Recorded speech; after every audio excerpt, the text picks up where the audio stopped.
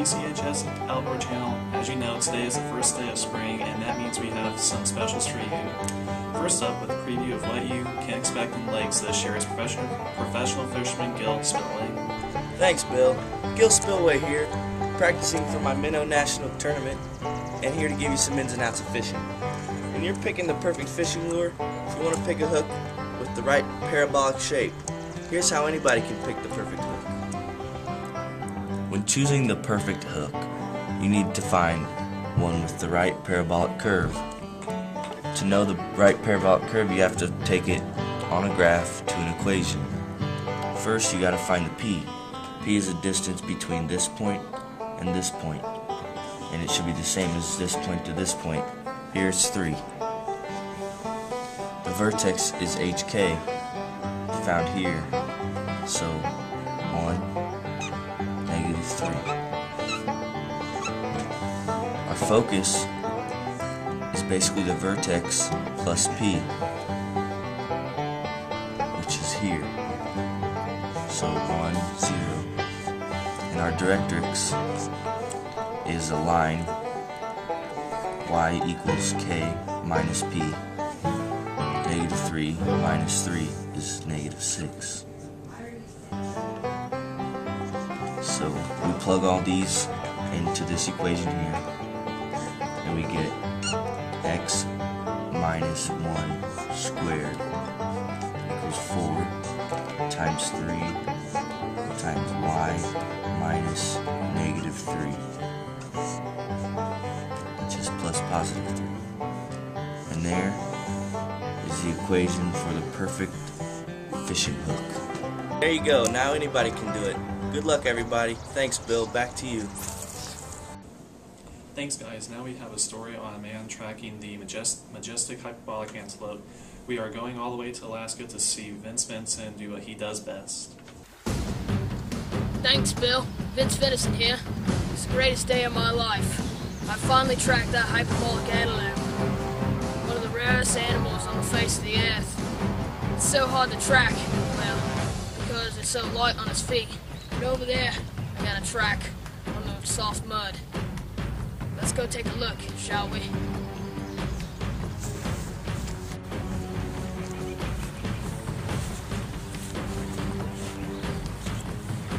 Now, as you can see here, there's a distinct hyperbolic shape here. The 2 lines across, meaning only one thing. It has to be a hyperbolic antelope. So, if I can only find the equation of this thing, then I can track this majestic antelope. I gotta find the equation for this deer print for us to find this majestic antelope. So we gotta use this equation to find it. First, we have to find the center point. In the center point, looks like it's about 4 inches away from the tree and 0 up or down, so we're gonna go with -4, 0. So we're gonna use this equation, and here's a 4 squared minus y minus 0, because it goes 0 up or down. So now we need to find the vertices. So the vertice, the outside of the print, is approximately 2 inches away from the center. So 2 would be A. If you take A squared, then you get 4. So now we need to find B. We don't know how tall it is, but we have the foci, which are here and here. They're approximately 4 inches away from the center. So while we use this equation, which the foci is C squared, we take 16, which is 4 squared, and equals 4 plus B squared. And if we subtract that over, we get B squared equals 12. Now I have the final equation, and now I can track that majestic antelope.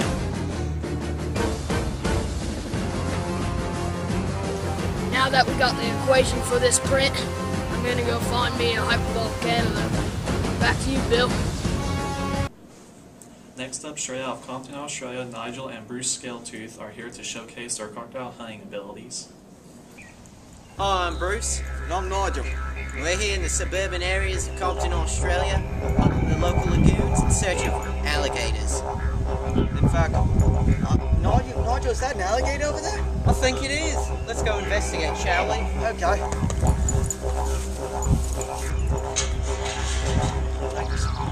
Is that the alligator? I think it is. Oh gosh! Ah! I got it! I got the alligator! Ah! Yeah! Ah! I got it! Well, seems we might have miscalculated something. Our eyes might have been off today. Pollen count's pretty high, but we seem to have mistaken an alligator for a pool toy. Well, but we did find something important. We found a nest of alligator eggs. Just right over here, indeed. Alright, here's the eggs we found in the little magical nest. They're very different than your average day chicken egg or even snake egg. These, in fact, are very rare elliptical eggs. And, as you can see here, there's something very strange. I think it might be some sort of... Oh, yes indeed it is. It's actually some sort of form of how to figure out the shape and the actual elliptical shape of the eggs themselves. Oh, I see.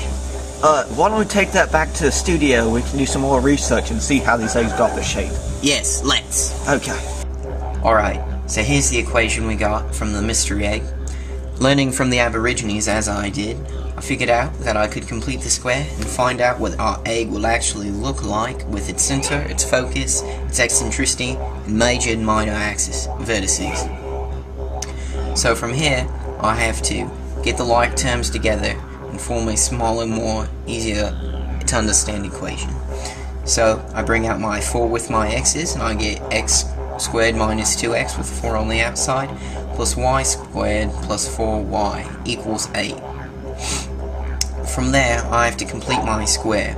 So I take my 2x and my negative 2x divided by 2 and then I have to square that, which gives me 1. But since I have my tricky 4 on the outside, I have to distribute that and add 4 to each side. And the same as likewise for the y's as well, so I have to add 4 to each side, which gives me 16 over here. Once I do that, my top equation is cleaned up quite well indeed, which gives me x minus 1 squared plus y squared, y plus 2 squared, excuse me.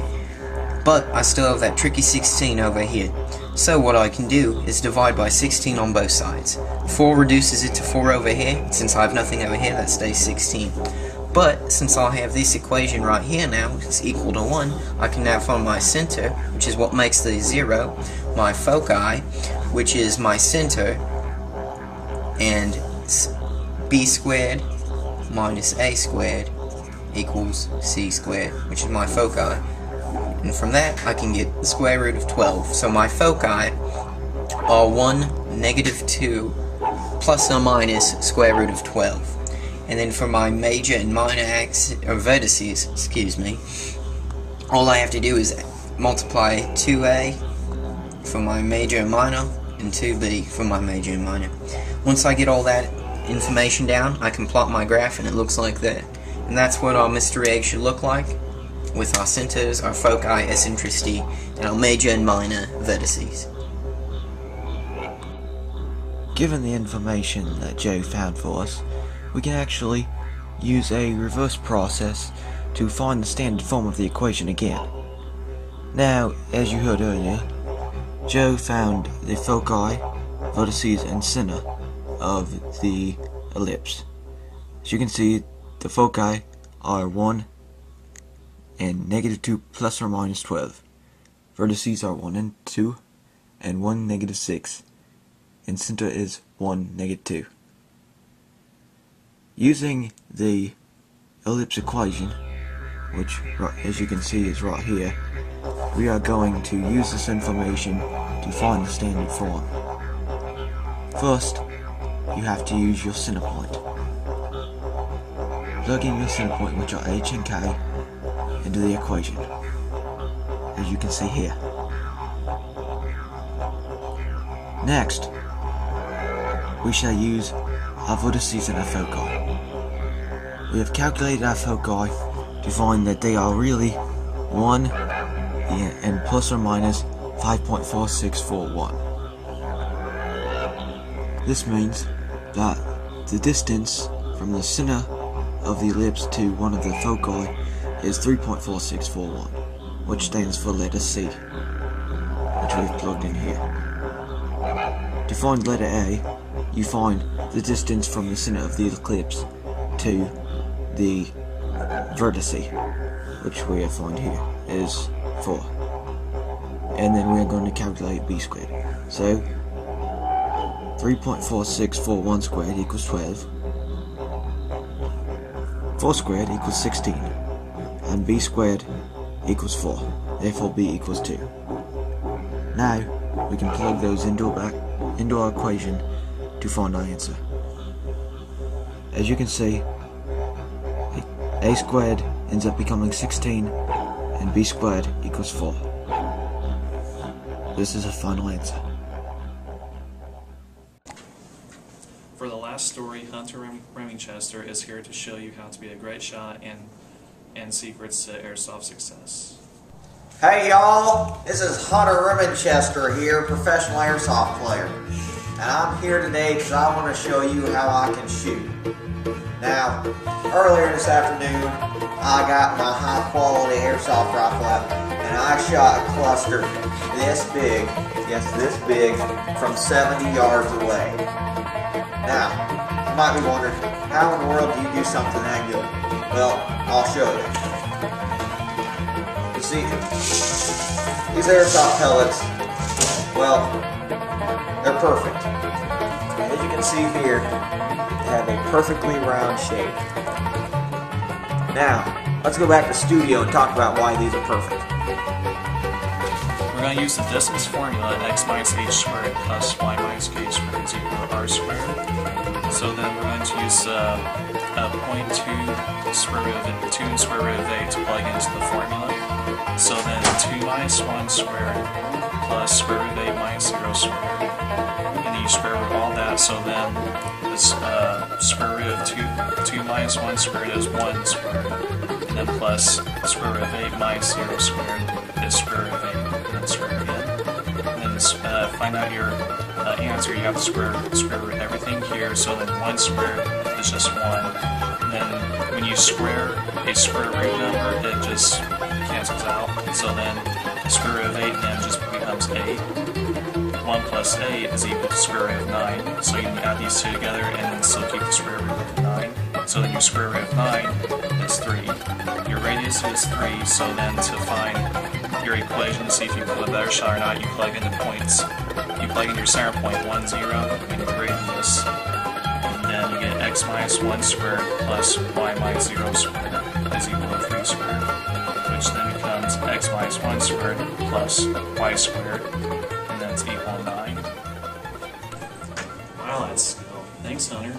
Well, that's our show, folks. I hope you enjoyed it and have a good night. See you next time on the TCHS Outdoor Channel.